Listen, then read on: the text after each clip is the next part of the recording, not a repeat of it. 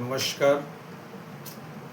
আমি সন্তোষ কুমার সিং শ্রীরামপুর বিধানসভায় নির্দলীয় প্রার্থী। শ্রীরামপুর উন্নয়নের জন্য আপনার সবাই মার বোন ভাই বন্ধুকে সেবা করতে জন্য আপনার শ্রীরামপুর বিধানসভায় দাঁড়িয়েছি।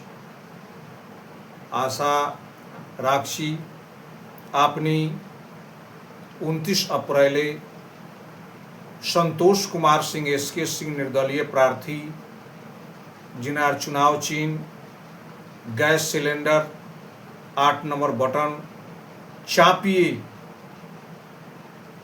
विपुल भोट दिए अपनी विजय करबेन।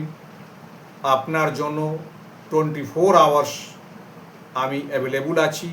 आमी आपनार श्रीरामपुरे छेले जगन्नाथ जी कृपाय आमी आर सबाई बसबास करछि।